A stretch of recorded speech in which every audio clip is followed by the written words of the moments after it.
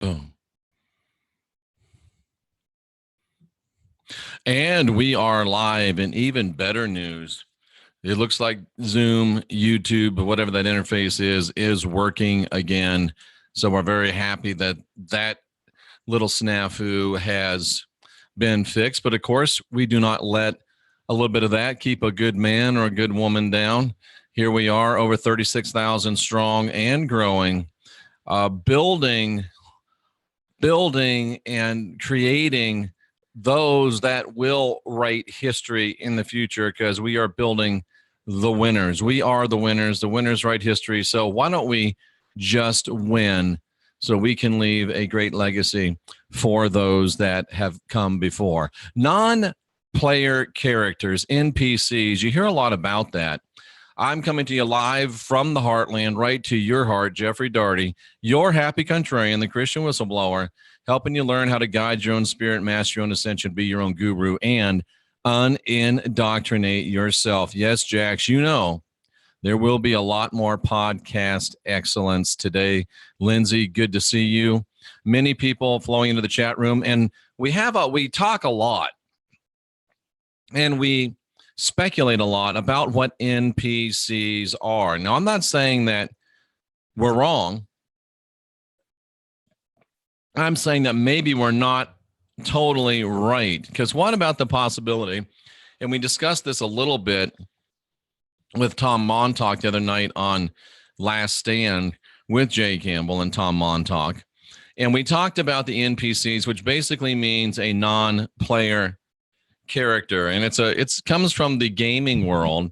And I'm not much of a gamer, but I understand that in the game you've got characters that you interact with, characters that respond, characters that act and react to you, and you also have, hello Jennifer Roberts, you also have characters that you do not act with or interact with, and they're kind of like this guy behind me. They're just blank, empty characters. We call them non-player characters.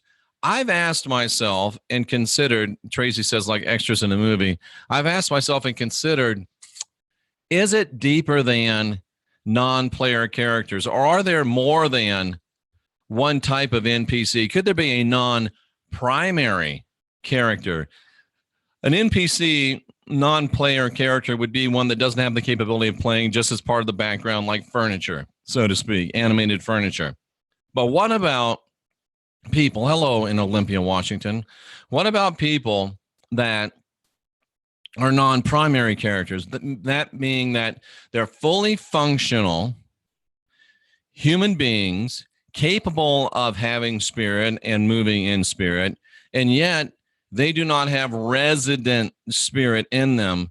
They are shells, they are cars, if you will, waiting for drivers, and that there are spirits or entities that come into them and use them to do their bidding. No divine spark, as Lindsay Lindbergh says. Fully animated, fully able to function as a regular human being in this reality, but yet lacking their resident own spark of divinity, their resident own. And this would Tracy brings up Antifa.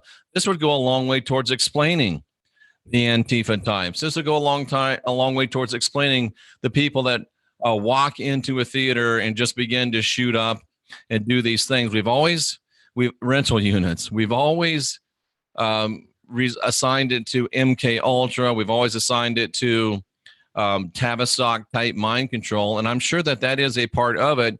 But maybe that answer is a little bit too simplistic.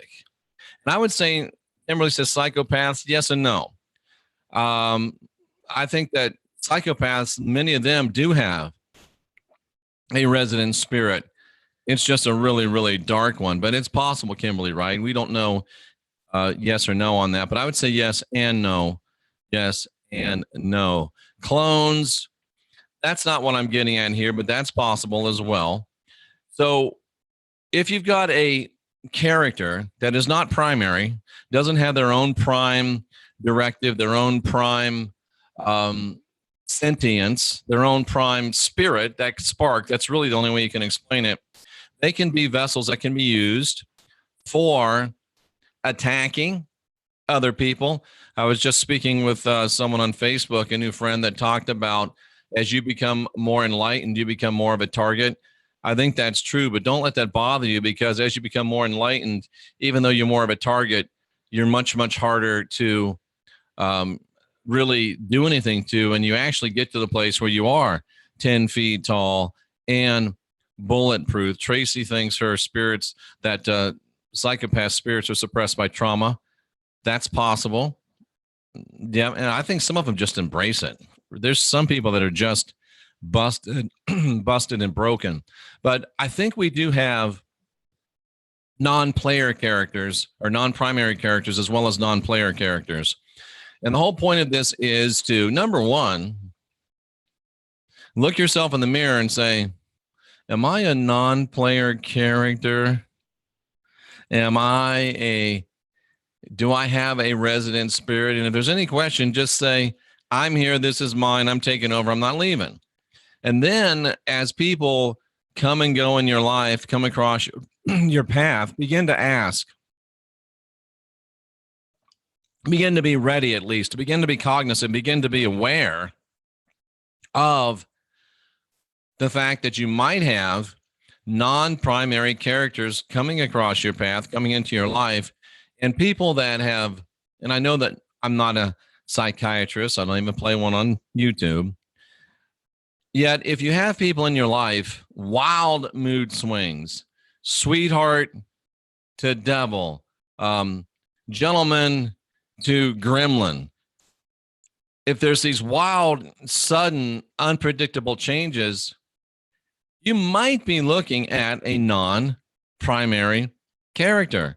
And you might want to consider or reconsider prolonged, intimate contact or relationship with such a person for your good.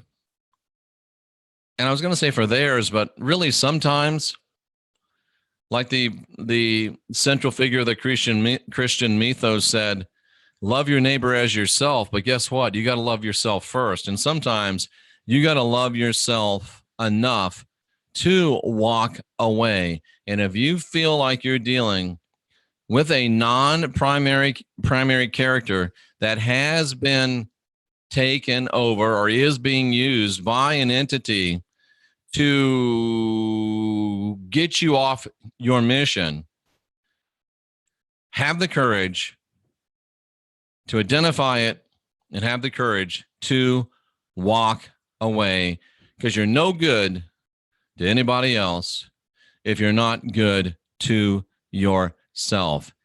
Hard ideas, tough ideas, somewhat revolutionary ideas, but it's a reality that we need to consider and we need to put into our toolbox when we're looking, when we're thinking, when we're evaluating those that we deal with on a regular basis.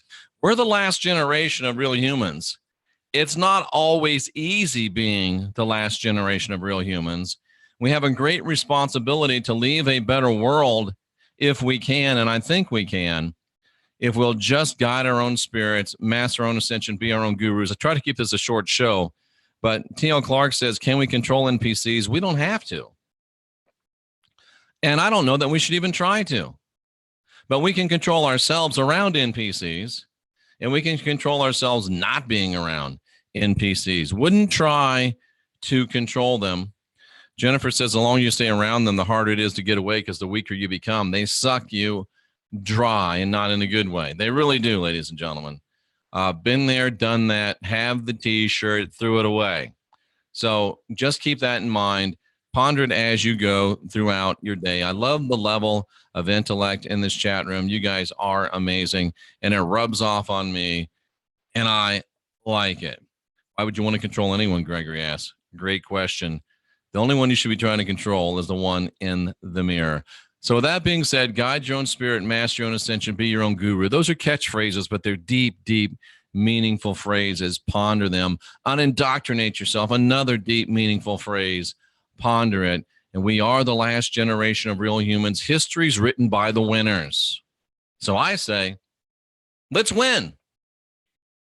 Until more podcast excellence later today, I salute you for being here seeking after truth. I appreciate so much your being here. Your being here makes me better as well. And I appreciate your sharing. And we will be back again real soon. Until then, I'm Jeffrey Daugherty, the Christian Whistleblower, at your service.